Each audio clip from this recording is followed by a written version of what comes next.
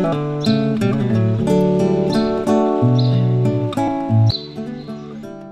Morning and welcome back to my channel. कैसे दोस्तों, hope एकदम अच्छे से होंगे और मैं भी ठीक हूँ। आज है थर्सडे, अभी है सुबह का 8:30। बबलू गया है तो मैंने चाय पिया है और कुछ नहीं की हूँ, घर का काम। चलो फटाफट से घर का काम करते हैं और दिन की शुरुआत करते हैं हंसते मुस्कुराते। और मैं आज अपना मॉर्निंग रूटीन शेयर करूँगी जो रोज़ का होता है। तो मतलब कितने बजे तक काम खत्म होगा मुझे नहीं पता, पर जब तक काम मेरा ख़त्म होता है तब तक का मैं वीडियो अभी बनाने वाली हूँ। आप लोग साथ रहना, और वीडियो अगर पसंद आए तो प्लीज़ लाइक कमेंट शेयर करना, सब्सक्राइब करना, ऑल बटन को भी ज़रूर प्रेस कर देना ताकि मेरी वीडियो सबसे पहले आपके पास पहुँचे। मैंने तो है ना, देखो एक जोड़ा सा कर ली है, ऊपर से क्लिप मैंने डाला है। और बस इतना ही, आप लोग इतना ही करना और मेरी वीडियो देखते रहना, ठीक है। मैं करती हूँ अपना काम। यहाँ पर देखो हस्बैंड ने चाय पिया, साथ में न्यूज़पेपर पढ़े, इधर ही छोड़ दिए। और अब से मेरी शुरू होती है रूटीन स्टार्ट। तो सबसे पहले मैं अपना बेड टेक कर लेती हूँ, क्योंकि बेड जो है सबसे पहले ना, बेड ही अच्छा लगना चाहिए ना देखने में।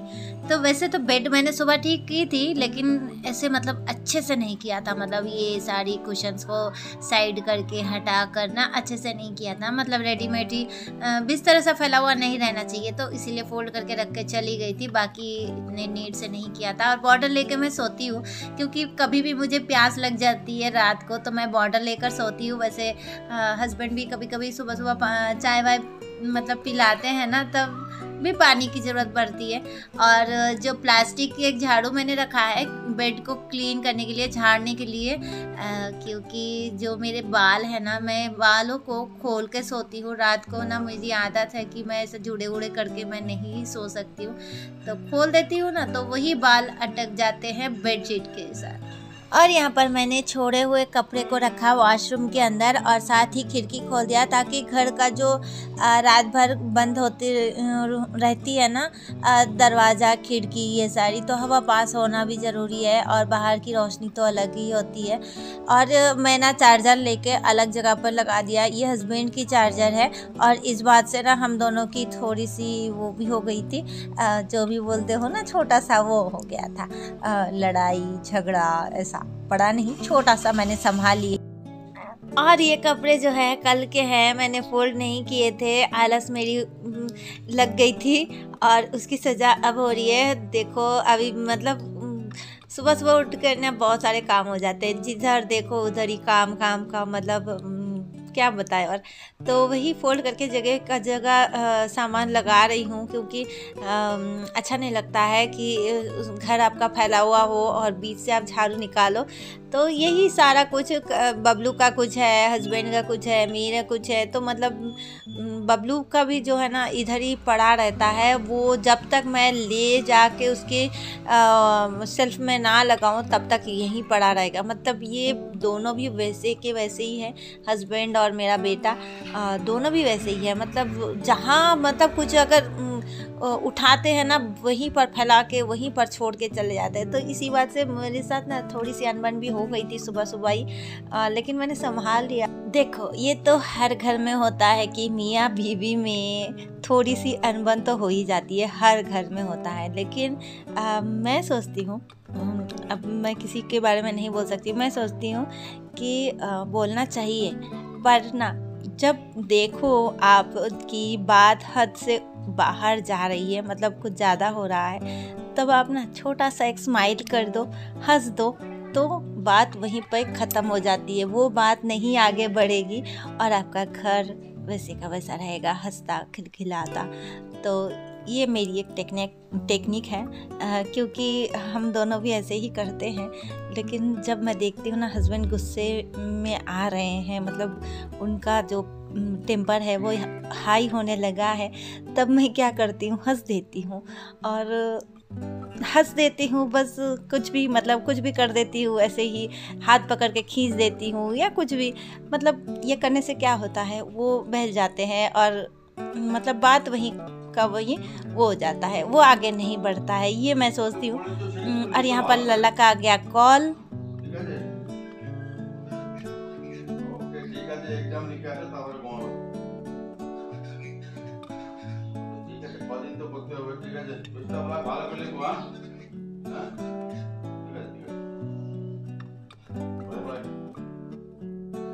और सुबह सुबह लाला का कॉल आ गया था, वो एग्ज़ाम लिखने जा रहा था। उसका आज ना फर्स्ट एग्ज़ाम है और फर्स्ट सेमेस्टर है, जो वो पढ़ाई करने गया है। तो आप सभी लोग मेरे बच्चे के लिए ढेर सारी दुआएं करना, ताकि मेरा बच्चा हमेशा सफल हो हर काम में।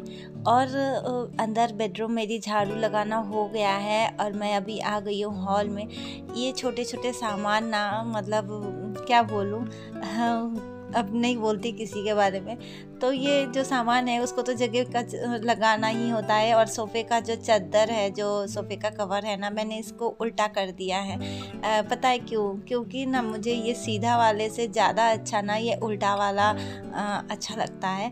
तो थोड़ी सी वो भी हो गई थी, मतलब पुचकू आ के लेटता है इसके ऊपर ना, तो उसकी जो हेयर्स है वो आजकल बहुत ही ज़्यादा गिरने लगा है। तो मैं कितना धो नहीं होता है मुझसे, मतलब मेरे पास इतने भी सोफ़े कवर नहीं है, मतलब 2-3 है, वही घुमा घुमा के डालती हूँ। और एक नई वाली लाए हैं हस्बैंड, तो मैंने वो सोचा कि कुछ मतलब एक तो वसंत पंचमी में मैं लगाऊँ या कोई और दिन में, मतलब अच्छा वाला कुछ कोई दिन होगा ना तभी मैं लगाऊंगी। बहुत सारे फ्रेंड्स को और बहुत सारे लोगों को मैं देखती हूँ कि सुबह उठते ही मतलब 5 बजे, 6 बजे, 7 बजे, मतलब जैसे ही उठते हैं तुरंत घर का काम करना शुरू कर देते हैं। बहुत अच्छी बात है, मैं भी करती हूँ, ऐसा नहीं कि मैं नहीं करती हूँ, मैं भी करती हूँ। लेकिन मेरा क्या होता है ना, मैं सोचती हूँ कि जब फैमिली है, मतलब अभी हस्बैंड भी दिन भर बिज़ी हो जाएंगे, तो बबलू तो निकल ही गया है कॉलेज के लिए, हस्बैंड भी चले जाएंगे, तब तो मैं पूरा दिन भर ही अकेली ही रहूँगी। तब अपना काम मैं निपटा सकती हूँ, जब तक वो मतलब घर में है तब तक मैं उनके साथ टाइम बिताऊँ, मैं ये सोचती हूँ।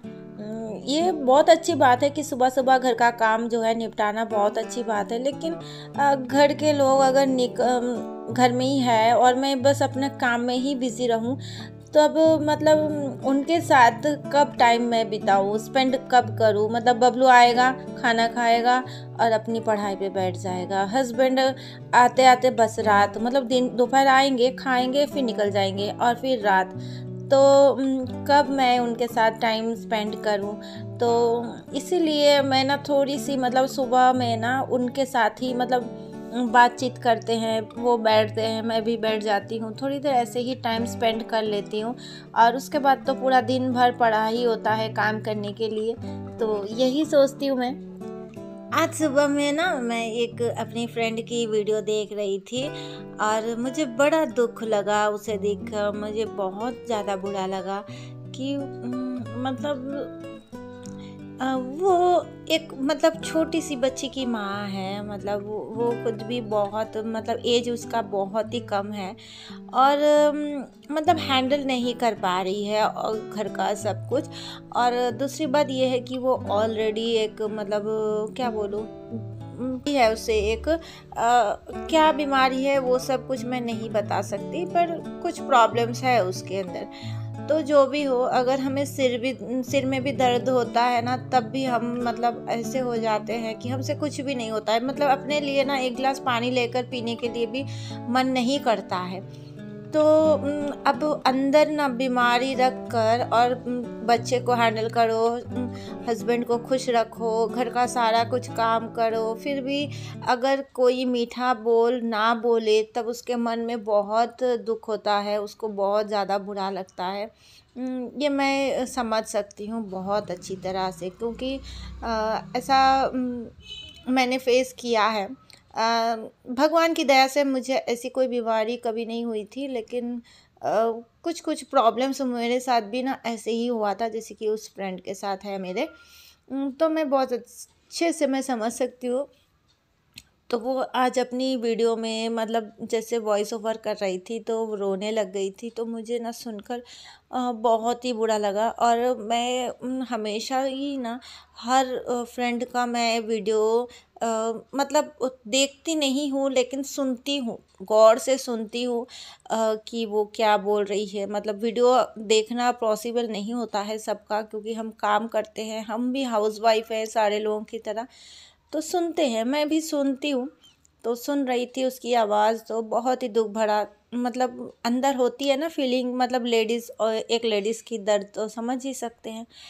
तो वो मतलब बच्चे को संभाल नहीं पा रही है अकेले, और हस्बैंड को भी मतलब ऐसे हो जाती है।